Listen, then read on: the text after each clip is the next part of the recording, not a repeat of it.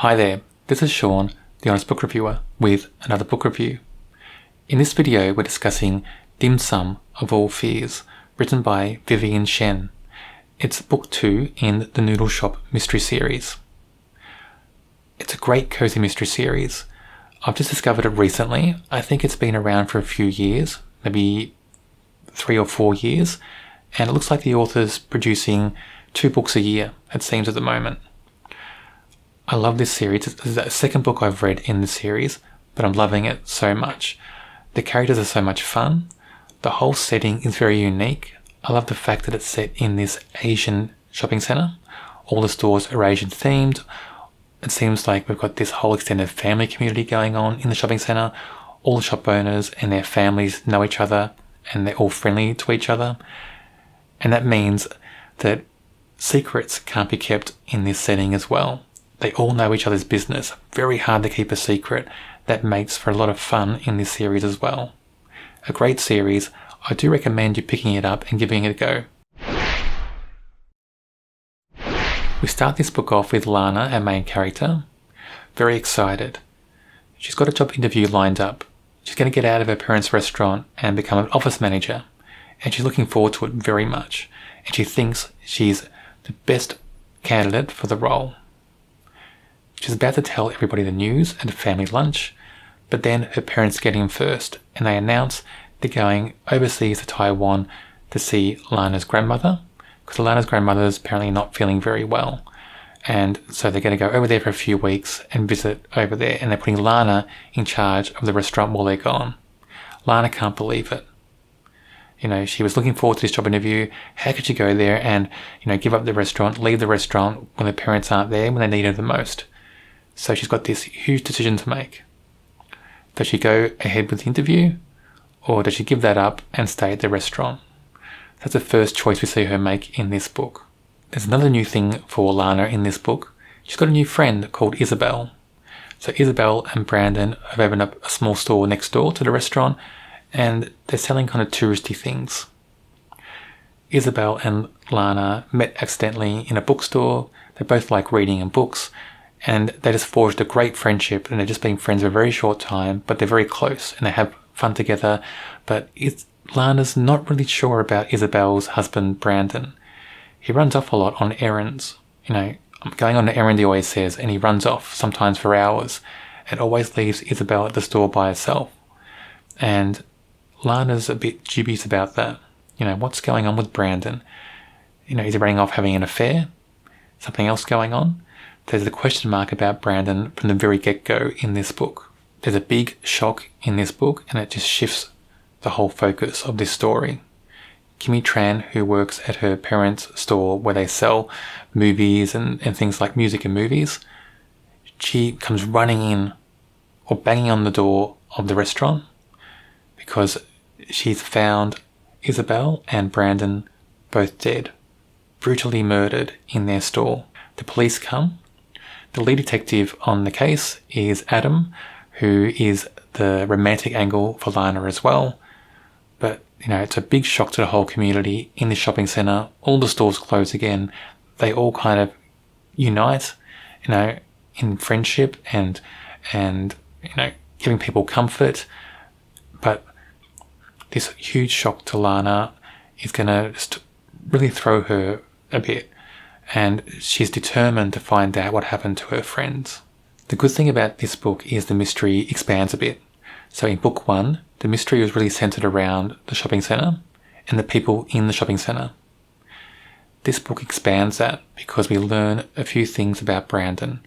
We learn that he was going and gambling all the time at a casino nearby. So it expands the pool of suspects to that world as well. I thought it was a really good thing to do in this mystery. It just shows the mystery had a lot more strength, and it showed the author was able to craft a better mystery in book 2. And it was a better mystery. It was just outstanding, I think, in this book, the mystery element. As Lana's investigating, of course, Adam tries to stop her. And we all know that in cozy mysteries, that's not going to work. The main character is nosy by nature, and the main character just has to go investigate, can't help it.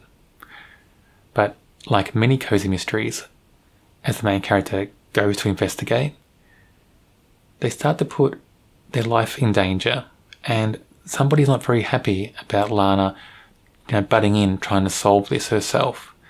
She starts to receive threatening messages. Now, who's trying to stop her? Because as she investigates more and more, there are so many skeletons in Brandon's closet coming to the forefront.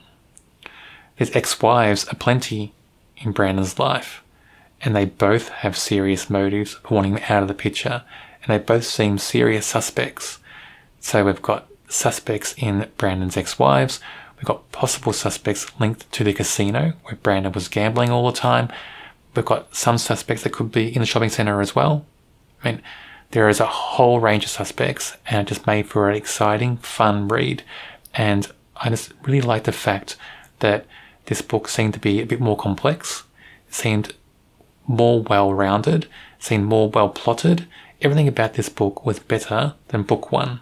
The only thing that I missed in this book was Lana's parents. After they took off to Taiwan, we just had them in snippets, phone calls with Lana. So they weren't there a lot in this book. And I did miss that because I think her parents are such great characters and such fun characters. And I'm hoping that in future books in this series, they're there for many more scenes than in this book. Kimi Tran is an interesting character and a bit of a standout so far in books 1 and book 2. She stands out because she's very loud, very vibrant, she's got a strong personality, and she's one of those characters that doesn't care what she says. She says what she feels at the time, and that comes out a lot in this series, well, so far in book 1 and book 2 anyway. I do like Kimi Tran though. She's quite endearing, even though she's a bit hot-headed, her mouth runs off a bit.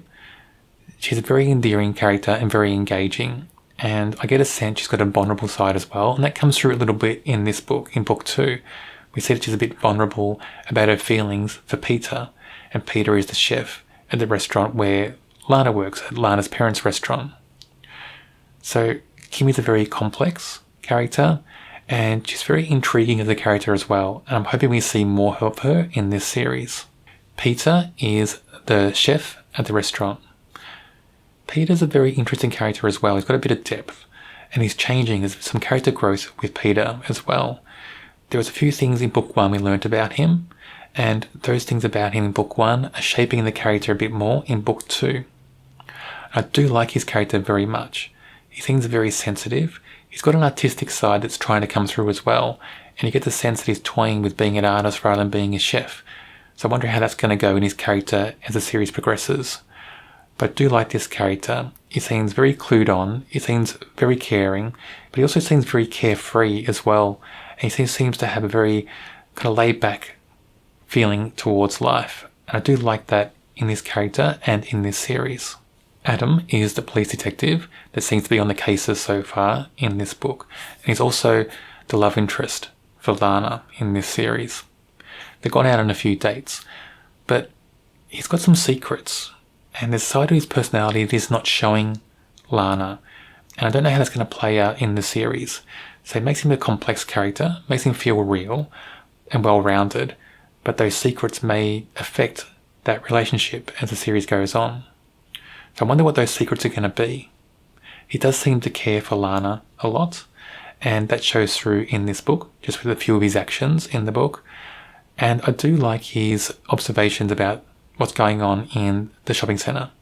And when he sees how different people interact with each other, he has some very good observations and a few quips about those things going on. And I do like that in this series. Even though I thought the mystery element was far stronger in book 2 compared to book 1, I still rate this a 3.5 out of 5. Part of that is because I missed seeing Lana's parents. I wanted more of them in the book, and I think the book suffered a little bit because of that. I still enjoyed the characters that were there, and their relationships, and their interactions, and I still enjoyed the mystery a lot, but I just wanted more of her parents. I do review a lot of cozy mysteries on my channel. If you don't want to miss out on those videos, check out my channel and subscribe. I also have a cozy mystery playlist on my channel. Should be on your screen now.